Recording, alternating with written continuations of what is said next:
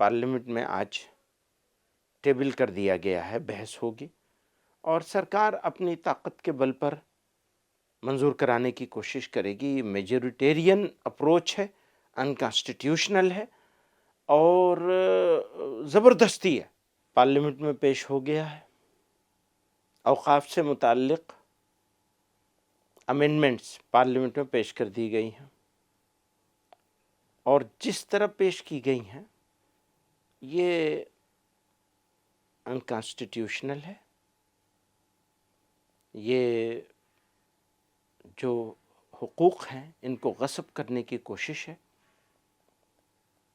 ये totally unacceptable है, नाकाबिल कबूल है। इसको हम नहीं कहना चाहते कि रिजेक्ट किया जाए, लेकिन मजबूर हैं ये कहने पर कि हम इसको पूरी ताकत से रिजेक्ट करते हैं और लड़ाई जारी रहेगी। इन्होंने जिस तरह इसको बनाया है और जिस एटीट्यूड के साथ, जिस रवैये के साथ, जिस इरादे के साथ इसको पेश कर रहे हैं, वो मुसलमानों का मामला मुसलमानों के ख़िलाफ़। हम पहले से कहते चले आ रहे हैं कि जो मौजूदा कानून था पुराना वाला, उसको भी और मज़ीद ठीक करने की ज़रूरत थी, तो उसके बजाय उसको मज़ीद ख़राब कर दिया जा रहा है।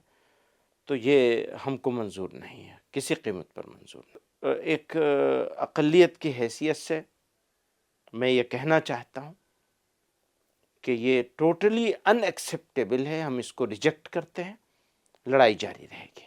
वक्फ संशोधन बिल 2025 संसद के अंदर लोकसभा में टेबल हो गया है और इसके ऊपर अब राजनीति और बयानबाजी शुरू हो गई है। पूरे देश से अलग अलग प्रतिक्रिया निकल के सामने आ रही है।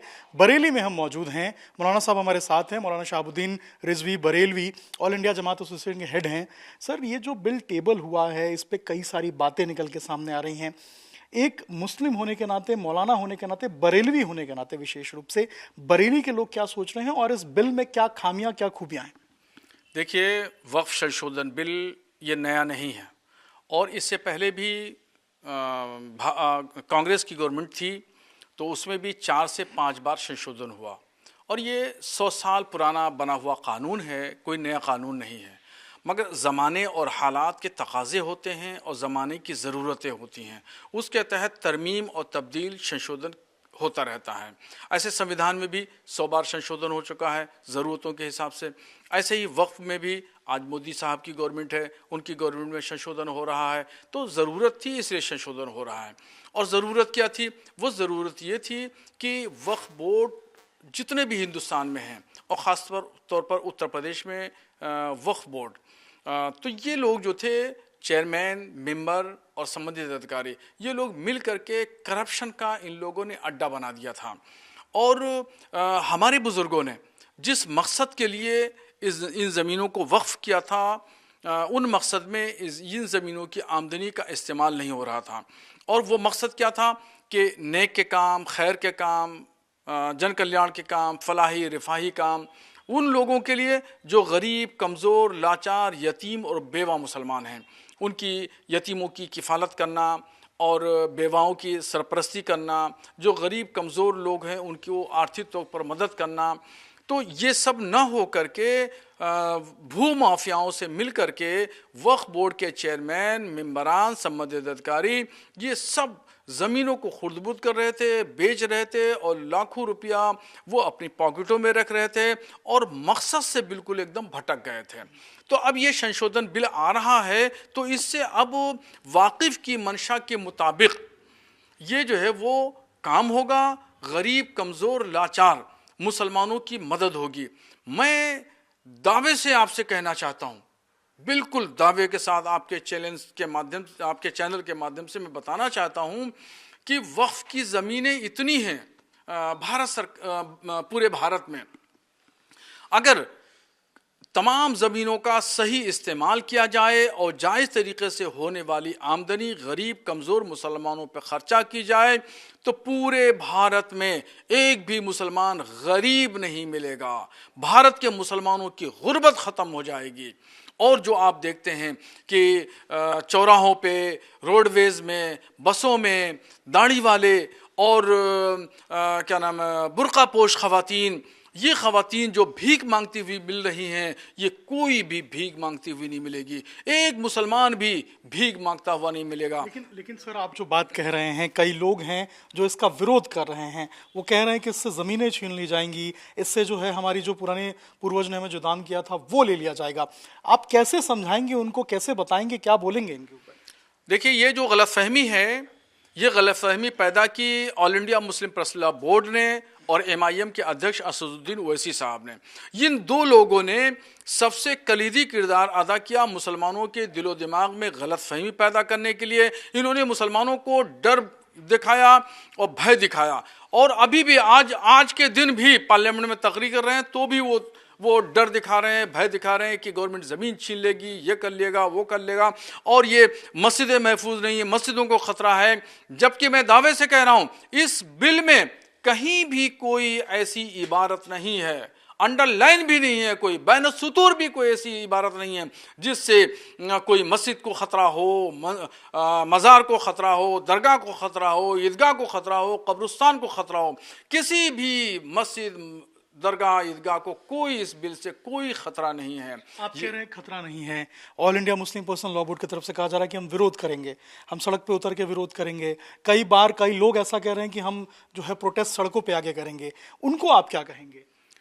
मुस्लिम प्रेस लॉ बोर्ड अपने मकसद से भटक गया है। मुस्लिम प्रेस लॉ बोर्ड तमाम पॉलिटिकल पार्टियों का आलाए कार बन गया है। मुस्लिम प्रेस लॉ बोर्ड को सियासी लोगों ने हाईजैक कर लिया है, और यही हाईजैक करने का नतीजा है कि आपने देखा कि रमज़ान शरीफ का महीना खुदा की इबादत के लिए महीना होता है, उस इबादत के दिन को भी इन्होंने धरने प्रदर्शन में लगा दिए। मुसलमानों को कुरान पढ़ने नहीं दिया, नमाज रोज़ा पढ़ने नहीं दिए, पाबंदी नहीं करने दी, तक़वा और तहारत को छीन करके जंतर मंतर पर ले आके बिठा दिया। फिर ऐसे ही मुस्लिम प्रेस लॉ बोर्ड के लोगों ने पटना में और विजयवाड़ा में भी जा करके वहाँ पर इबादत के दिन धरना प्रदर्शन कराया। धरना प्रदर्शन आप खूब करिए, संवैधानिक अधिकार है, हर एक शख्स का अधिकार है, मगर इबादत की दिनों को तो छोड़ दीजिए। 11 महीना पड़े हैं धरना प्रदर्शन के लिए, 11 महीने खूब करिए, मगर रमज़ान का महीना तो छोड़ देते। मगर मुस्लिम प्रेस लॉ बोर्ड के लोग सियासी लोगों के आले कार बन चुके हैं। सियासी पॉलिटिकल पार्टियों ने मुस्लिम प्रेस लॉ बोर्ड को हाईजैक कर लिया है, और बोर्ड अपने असल मकसद से भटक गया है। कैसे भटका हो मैं आपको बताऊं। बोर्ड का जो गठन हुआ था, वो गठन ये हुआ था कि खालिस शरई और मजहबी मामलात को बोर्ड देखेगा और गवर्नमेंट के सामने रखेगा। बाबरी मस्जिद अयोध्या का मामला हुआ, एक वकील भी बोर्ड ने नहीं खड़ा किया। ज्ञानवापी मस्जिद बनारस, मथुरा की शाही ईदगाह मस्जिद, जामा मस्जिद शमसी बदायूं, जामा मस्जिद संभल, मौला ज्ञान मज़ार भोजशाला मध्य प्रदेश, श्रीरंगपट्टनम ईदगाह कर्नाटक, इस तरीके से 12 जगह ऐसी हैं जो हाई कोर्ट में, सुप्रीम कोर्ट में केसेस चल रहे हैं, मगर मुस्लिम प्रेस लॉ बोर्ड ने अपना कोई वकील नहीं खड़ा किया। तो ये था मकसद असल, वहाँ खड़ा करना चाहिए था, मजबूत दलीलें दी जाती ताकि अपना मौक़िफ़ वाज़ेह होता। ये सब न करके बोर्ड सिर्फ राजनीति कर रहा है। अच्छा, अब तो ऐसा लग रहा है कि आज रात तक जो है इसके ऊपर चर्चा भी होगी, अभी चर्चा हो भी रही थी। कई बार बातें ऐसी निकल के सामने आ रही, राजनीतिक बयानबाजी इसके ऊपर बहुत ज़्यादा हो रही है। वक्फ को लेकर लोगों में कन्फ्यूजन भी है, और वक्फ संशोधन को लेकर लोगों में कन्फ्यूजन है। कैसे क्लियर करेंगे लोग, और क्या समझते हैं इसको लेकर? देखिए, इस कन्फ्यूज़न को दूर करना चाहिए था भारत सरकार को, और भारत सरकार के जो लोग हैं, अधीन हैं, उनको चाहिए था कि इस कन्फ्यूज़न को दूर करते हैं। चूँकि गलतफहमियाँ बराबर फैलाई जा रही हैं, और ये कम से कम 6 महीने से गलतफहमियाँ फैलाई जा रही थी, और उसमें ज़रूरी था कि भारत सरकार को आगे आके स्पष्ट करना चाहिए। जैसे कल किरण रिजिजू ने बयान दिया, उससे पहले होम मिनिस्टर जी ने बयान दिया था, तो ये चीज़ें जो हैं वो बहुत पहले से कही जानी चाहिए थी, और बाज़ाब्ता तौर पर मीडिया के ज़रिए वाज़े करना चाहिए था कि गवर्नमेंट ज़मीन नहीं छीने जा रही है, गवर्नमेंट किसी मस्जिद, मदरसा, खानका, ईदगाह, कब्रिस्तान पे कोई हस्तक्षेप नहीं करेगी। इस गलतफहमी को दूर करना चाहिए था। इसमें गवर्नमेंट फेल रही है गलतफहमी दूर करने में, और मुस्लिम पर्सनल बोर्ड और पॉलिटिकल पार्टियां ये कामयाब हो गई गलतफहमी पैदा करने में। इस वजह से मुसलमान जो है विरोध पे आया। अगर ये गलतफहमी नहीं फैलती तो मुसलमान कोई रोड पे नहीं आता। और देखिएगा अभी होगा, मैं आपको एक मिसाल देके बताता हूँ। CAA डबल कानून नाफिज हुआ, 2 साल पुरानी बात है।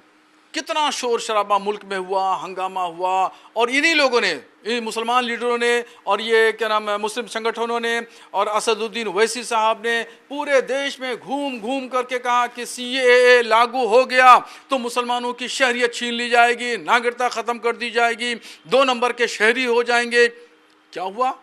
तस्वीर क्लियर हो गई जब कानून लागू हुआ।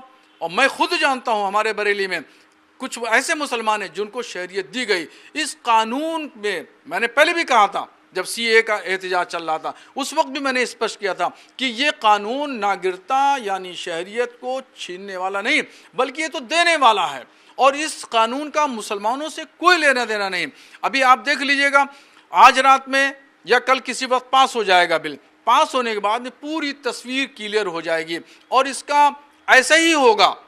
जो लोग पहले शोर मचा रहे थे कि CAA आएगा तो मुसलमानों की शरीयत छीन ली जाएगी, अब खामोश बैठ गए, मुंह पे ताला लगा लिया, कान में रुई ठूंस ली इन लोगों ने जो मुसलमानों को डरा रहे थे। अभी फिर देखिएगा वक्फ संशोधन बिल आने के बाद यही लोग सब शांत नजर आएंगे, मुंह पे पट्टी लगी होगी, कान में रुई लगी होगी। बिल्कुल। तो ये मौलाना साहब थे जिनका साफ तौर पे कहना है कि एक कन्फ्यूजन था जो पैदा किया गया था, अगर क्लियर किया जाता तो शायद ऐसे हालात नहीं होते और लोग विरोध नहीं करते।